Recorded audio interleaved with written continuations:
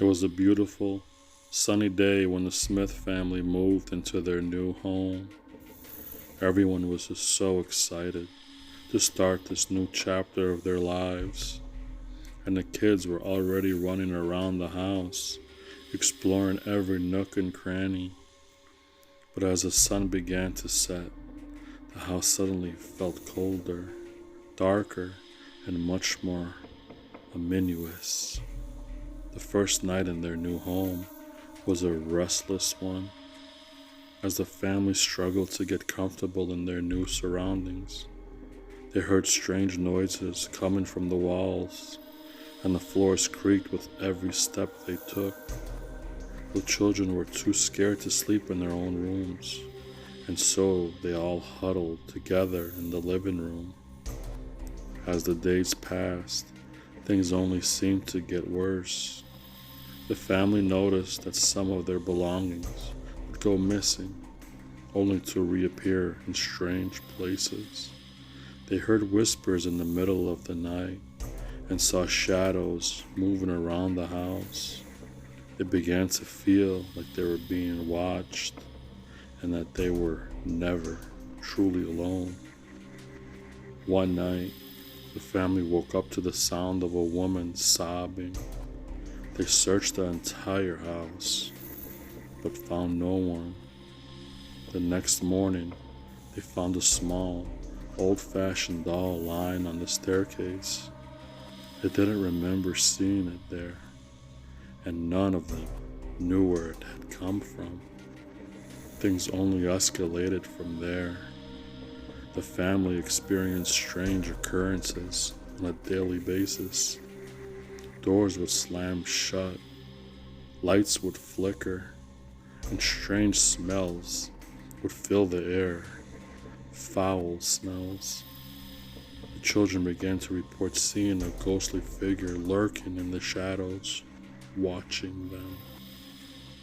As the weeks passed, the family became increasingly paranoid and frightened. They started to feel like they were losing their minds and that they were trapped in this haunted house forever. They tried to leave, but every time they packed up their things, something would happen and that would prevent them from leaving. They just couldn't leave their new home. They were attached to it. One night, the family woke up to find that all the doors and windows in the house were locked from the outside. They were trapped with no way to escape. As the night wore on, they heard strange noises coming from the attic. They could hear footsteps, whispering, and the sound of something scratching at the walls. The family gathered in the living room, huddled together in fear. Suddenly, the lights went out, and the room was plunged into darkness. They could hear something moving towards them in the darkness. And then they felt a cold breath on their necks.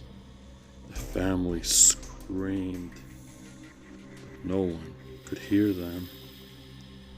Days later, days and days later, when the police finally arrived at the house, they found the Smith family huddled together in the living room, their faces frozen in terror. The house was silent, and there was no sign of any intruders or foul play. It was as if the family had simply died of fright. How could that possibly happen? But as the police investigated the house, they found something that chilled them to the bone. In the attic, they discovered an old diary that belonged to the previous owner of the house. The diary revealed that the house had a dark history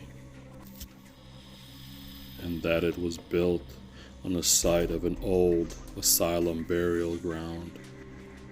The previous owner had been obsessed with the history of the asylum and had spent years researching the patients who had been treated there. According to the diary, the asylum was infamous for its cruel and inhumane treatment of its patients, and many of them had died in the building. Her diary also revealed that the previous owner had performed a series of rituals in the house, trying to contact the spirits of the patients who had died in a gruesome death in the asylum. But something had gone horribly wrong, and the spirits had latched on to the Smith family, tormenting them with their presence until they were driven to madness and death. As the police left the house, they could still hear the whispers and moans of the spirits that lingered there. They knew that the house was cursed and that it would continue to claim the lives of anyone who dared to move in. The Smith family had been just the latest victims of the house's dark legacy, and they would not be the last.